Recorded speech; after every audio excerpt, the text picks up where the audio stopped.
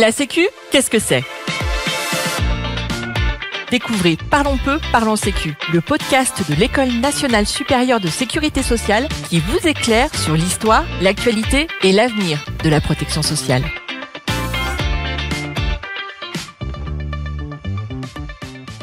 Nous poursuivons notre série spéciale consacrée aux 80 ans de la sécurité sociale qui met en lumière les grandes étapes et transformations de notre système de protection sociale. Dans cet épisode, nous allons nous pencher sur les conventions d'objectifs et de gestion, plus connues sous le nom de COG.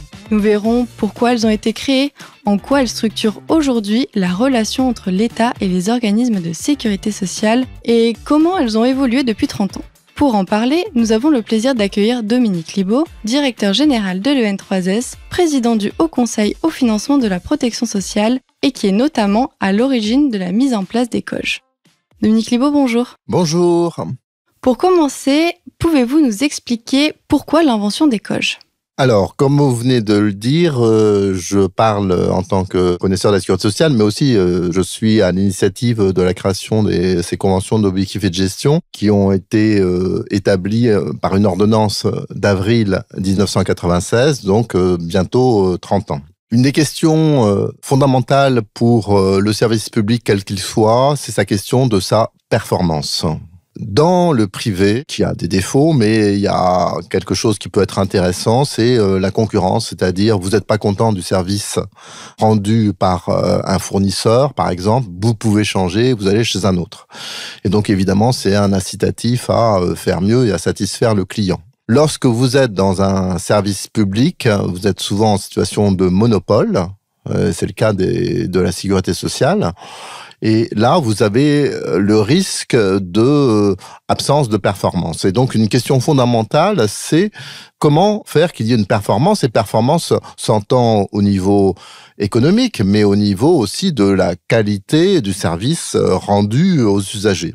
Et l'invention des COG essaye de répondre à cette question en créant un nouveau système entre l'État et les organismes de sécurité sociale, puisque je rappelle que les organismes sont un peu à côté de l'État, ils sont pas dans l'État, ils sont des organismes de droit privé avec des caisses de base, des caisses nationales, et la question de comment tout ceci s'articule, comment tout ceci fonctionne bien ensemble et ne se traduit pas par de la conflictualité, ce qui est malheureusement quelquefois, voire souvent le cas dans l'univers public, c'est une question fondamentale. Eh bien, les COG, c'est la réponse à tout ceci. Et alors, quelles sont leurs grandes caractéristiques ? Alors, il y a 5 éléments importants dans les conventions d'objectifs et de gestion à identifier. La première chose, c'est que c'est une sorte de pacte entre l'État et les dirigeants des organismes de sécurité sociale, les dirigeants à tout niveau, parce que c'est aussi signé par le Conseil, c'est-à-dire les partenaires sociaux. C'est l'idée qu'on s'accorde. On s'accorde et on va le voir sur quoi, c'est-à-dire sur une stratégie et des moyens, je vais y revenir, mais c'est un accord. Ça, c'est très important parce que avant, il y avait ce qu'on appelait la tutelle de l'État et c'était pas une tutelle stratégique, c'était je suis d'accord ou pas avec telle décision et je dis non, etc. Ça, je trouvais ça pas très intéressant. Ce que j'ai voulu faire, c'est un pacte avec une ambition pluriannuelle. Et on va se mettre d'accord sur des objectifs entre l'État et les organismes de sécurité sociale pour éviter la conflictualité et pour dire tout le monde est d'accord sur les mêmes objectifs. Donc derrière le pacte, deuxième point, c'est une stratégie. Ces conventions vont définir les objectifs qu'on se fixe sur une période de 4-5 ans entre l'État et les organismes dans divers domaines, la qualité du service aux usagers, les maîtrises des coûts de gestion, les systèmes d'information, la proximité, la lutte contre la fraude, par exemple. Donc des éléments sur lesquels on va trouver une stratégie, mais ce qui est très important, c'est troisièmement, c'est les moyens qui vont avec. Et ce qui est rare aujourd'hui dans l'univers public, c'est d'avoir une cohérence entre une stratégie et des moyens pluriannuels.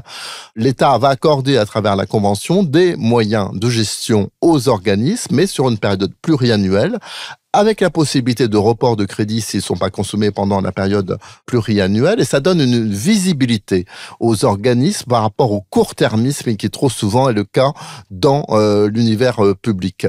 Et ça, c'est très important, cette vision pluriannuelle et cette cohérence entre la stratégie et les moyens. Le quatrième élément dans les COG, c'est des indicateurs qui vont permettre d'évaluer la performance de gestion. on a une stratégie, on a un pacte, on a des moyens, eh bien, est-ce que ça donne des résultats? Eh bien, on va essayer de le mesurer, on se met d'accord dès le départ sur des indicateurs qui vont mesurer.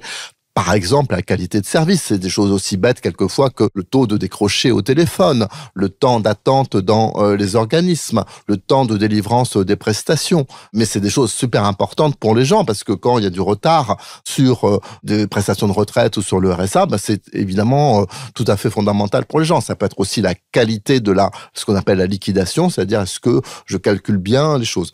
Toute une série d'indicateurs qui vont permettre de regarder si on a bien évolué, on a rempli les objectifs qu'on s'était fixés à l'origine. Et dernier point, donc une évaluation. Sur la base de ces indicateurs, sur la base de cette stratégie, on va évaluer et cette évaluation va être confiée à l'issue de la convention d'objectifs et de gestion à une instance indépendante des deux parties, puisque les deux parties signataires, c'est les administrations d'État d'un côté et les directions de caisse nationale avec les conseils par ailleurs, et l'évaluation, elle va être réalisée par l'IGAS, une inspection générale indépendante, et ce rapport va permettre aussi de commencer à réfléchir sur la future convention d'objectifs et de gestion en disant, il y a des avancées, il y a des limites, là il faut progresser, et ça va permettre aussi de travailler sur la suite.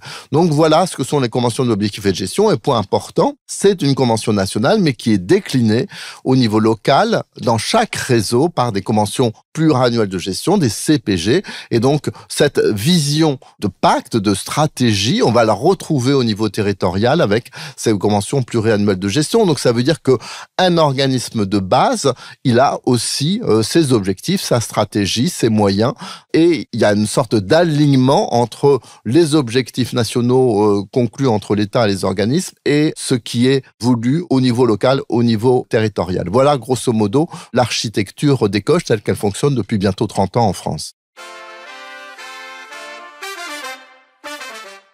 Et pour conclure cet épisode, avec le recul de presque 30 ans, quel bilan tirez-vous de ces conventions et quelles évolutions vous paraissent nécessaires pour l'avenir ? Alors je pense que globalement, c'est plutôt une réussite, mais je le dis, alors évidemment, on peut me dire, je suis subjectif, puisque je suis à l'initiative de ces conventions d'objectifs et de gestion, mais je crois que c'est le ressenti de la plupart des acteurs de la sécurité sociale. D'abord, le premier point, c'est que, ça existe toujours. Il y a des choses, quand ça marche pas, on arrête, etc. Donc, près de 30 ans après, on est toujours sur cette dynamique des conventions d'objectifs et de gestion qui est totalement assimilée par les uns et les autres et qui est devenue un peu, je dirais presque la Bible. Ça structure complètement aujourd'hui la vie de la sécurité sociale, alors que ça n'existait pas il y a 30 ans. Cette simple pérennité pourrait déjà être vécue comme un succès. Mais aussi, on voit, puisqu'on parle d'objectifs et d'indicateurs, qu'on a progressé sur un certain nombre de points. Par exemple, les points qui ont été forts des différentes COJ, c'est par exemple la qualité du service aux usagers. Comment je réussis à avoir des délais rapides, mais aussi à accompagner les personnes, on voit qu'on a fait des progrès sur ces points-là. Dans la lutte contre la fraude aussi, il y a eu des progrès considérables en 30 ans. C'était dans certaines branches quasiment inexistant il y a 30 ans, et peu à peu, notamment grâce au COJ, il y a eu à la fois des moyens dédiés, mais aussi des progrès dans la lutte contre la fraude. Et sur aussi le pilotage et la gestion, il faut aussi noter la question très importante des systèmes d'information, puisque donc on est sur des masses financières considérables, énormément de prélèvements, énormément de masses financières à distribuer à l'ensemble de la population française. Globalement, ça fonctionne. On a des systèmes d'information qui fonctionnent. Ça ne veut pas dire qu'il n'y a pas des problèmes, bien évidemment, mais ils fonctionnent et ils sont capables aussi de gérer des nouveautés, parce qu'on sait qu'il y a beaucoup de nouveautés voulues par les pouvoirs politiques, de nouvelles prestations, par exemple, et donc il faut être réactif et pour pouvoir s'adapter. Il y a quand même une capacité d'adaptation qui est forte des organismes de sécurité sociale. Donc ça, c'est tous les points positifs qui me semblent très importants. Je dirais quand même qu'il y a deux éléments sur lesquels on pourrait progresser ou sur lesquels j'ai des interrogations. Le premier, c'est l'aspect interbranche, puisque ces conventions, elles sont signées avec chacune des branches. Et donc, il n'y a pas de convention, pour l'instant, entre toutes les branches de la sécurité sociale. Et ça, je trouve ça un peu dommage, notamment parce qu'on a de plus en plus d'enjeux dans cette interbranche. Sur deux points. La simplification. de la relation avec les assurés et on le voit avec ce qu'on appelle la solidarité à la source actuellement. C'est-à-dire qu'il y a tout un enjeu que demain, les prestations puissent être servies grâce à l'échange d'informations entre les organismes et non pas à travers les déclarations des personnes qui sont sujettes à caution, peuvent contenir des erreurs ou des omissions. Eh bien, ça, c'est de l'interbranche et il y aura intérêt à avoir une vision globale, effectivement, de l'interbranche, notamment dans l'évolution des systèmes d'information et de la coopération entre les branches. Sur l'interbranche, il y a un autre enjeu, c'est la lutte contre la fraude que j'ai déjà évoqué, où là aussi, le fait de communiquer, de travailler ensemble est super important. Donc, je regrette un peu qu'il n'y ait pas cette convention interbranche qui permettrait de travailler sur la dynamique globale, cohérente des différentes branches de la sécurité sociale. Le deuxième élément sur lequel pourrait y avoir progrès, c'est sur l'aspect territorial. Je l'ai évoqué, il y a aujourd'hui des conventions pluriannuelles de gestion pour chaque organisme de base, mais elles sont un peu identiques les unes aux autres au sein d'une branche et pas suffisamment adaptées, à mon sens, à chaque territoire. Or, les enjeux du territoire sont de plus en plus importants dans le service public de la sécurité sociale. Pourquoi ? Parce que la sécurité sociale, c'est pas simplement des transferts monétaires, mais c'est aussi l'accès à des services de santé, par exemple, des services petite enfance, des services pour les personnes âgées. Eh bien, ça se joue sur le territoire. Et on sait combien, pour nos concitoyens, aujourd'hui, ce problème d'accès aux services devient fondamental. Donc, il y a une action à mener, souvent en partenariat avec d'autres organismes, pour assurer cet accès. Et donc, il faudrait une sorte de différenciation territoriale pour que on ait, à travers ces conventions, non seulement une vision nationale, mais une vision territoriale de l'accès aux services publics pour nos concitoyens. C'est ce que je souhaite comme évolution des conventions d'objectifs et de gestion pour l'avenir. Merci beaucoup pour cet éclairage. Merci à vous. Rendez-vous très bientôt pour un nouvel épisode de notre série spéciale sur les 80 ans de la sécurité sociale. Vous venez d'écouter Parlons peu, parlons sécu, un podcast de l'EN3S, l'École nationale supérieure de sécurité sociale. Retrouvez prochainement un nouvel épisode pour décrypter ensemble les enjeux de la protection sociale.